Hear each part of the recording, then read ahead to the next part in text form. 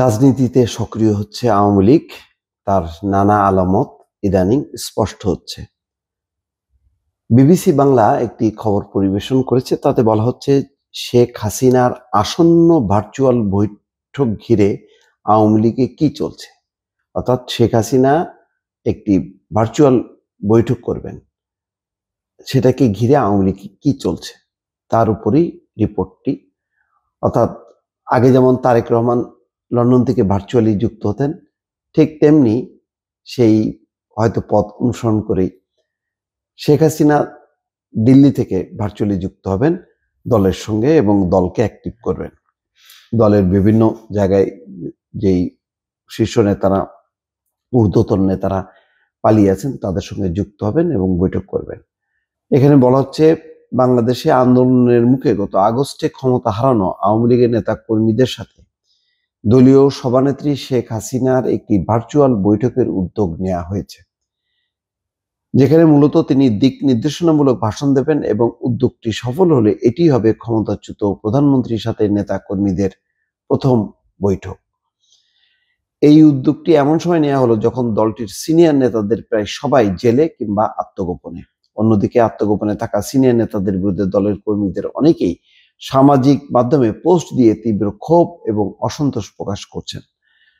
অবশ্য সাবেক তথ্য প্রতিমন্ত্রী মোহাম্মদ আলী আরাফাত বিবিসি বাংলাকে বলেছেন, আওয়ামী লীগ আগামী 2-3 মাসের মধ্যে পূর্ণাঙ্গভাবে বাংলাদেশের রাজনীতিতে আবির্ভূত হবে, তবে সেটি কিভাবে হতে পারে সেই ধারণা তিনি দিতে পারেননি। এর আগে শেখ হাসিনা লন্ডন, ফ্রান্স, ব্রাসেলসে প্রবাসী নেতাকর্মী এবং সমর্থকদের উদ্দেশ্যে ফোনে বক্তব্য দিলেও দলটির নেতাদের সঙ্গে তার যোগাযোগের কোনো তথ্য এতদিন পাওয়া যায়নি।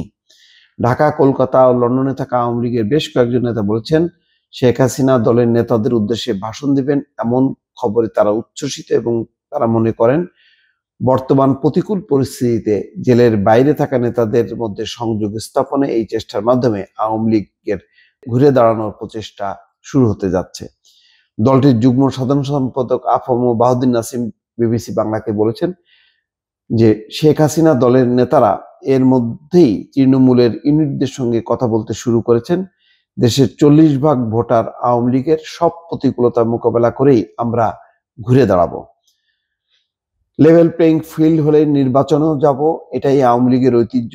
আমরা দলকে সংগঠিত করার প্রক্রিয়া বা কার্যক্রম শুরু করেছি, বিবিসি বাংলাকে তিনি বলেন। রাজনৈতিক বিশ্লেষক এবং ঢাকা বিশ্ববিদ্যালয়ের শিক্ষক জুবাইদা নাসরিন বলেছেন, শেখ হাসিনা বা আওয়ামী লীগের রাজনৈতিক কর্মকাণ্ডে কোনো নিষেধাজ্ঞা নেই, সে কারণে তিনি তার দলের নেতা কর্মীদের সাথে বৈঠক করতেই পারেন। এমন বৈঠক হলে সেটি হয়তো দলটিকে টিকিয়ে রাখার চেষ্টার অংশ হিসেবে একটা রাজনৈতিক কৌশল।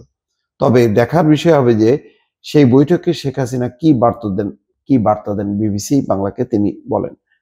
প্রসঙ্গত গত 5ই আগস্ট পদত্যাগে বাধ্য হয়ে ভারতে আশ্রয় নিয়েছেন শেখ হাসিনা। সম্প্রতি সরকার তার পাসপোর্ট বাতিল করেছে, অন্যদিকে ভারত তাকে দীর্ঘ সময় ধরে সেখানে থাকার অনুমতি দিয়েছে এবং ট্রাভেল পাস নিয়েই তিনি আছেন। পরে এই ট্রাভেল পাস নিয়ে তিনি বিশ্বের যে কোনো দেশেই যেতে পারেন। এখন দেখার বিষয় যে শেখ হাসিনা দিল্লিতে বসে ভার্চুয়ালি যোগাযোগ করেন নাকি ট্রাভেল পাস নিয়ে অন্য কোনো দেশে যেয়ে তিনি ভার্চুয়ালি যুক্ত হবেন, সেটি এখন দেখার বিষয়। আর তার কৌশল কি হবে, এই বৈঠকে যারা জেলের ভেতরে আছে তাদের বাদ দিলাম, যারা বাইরে আছে তাদেরকে কি বার্তা দেবেন তিনি, কিভাবে দলকে অ্যাক্টিভ করবেন, এটা হলো একটা প্রশ্ন। সেই প্রশ্নের হয়তো সব জবাব পাওয়া যাবে ভার্চুয়াল বৈঠকের পর শেখ হাসিনা কি বার্তা দেন। দর্শক ভালো থাকবেন, আল্লাহ হাফেজ।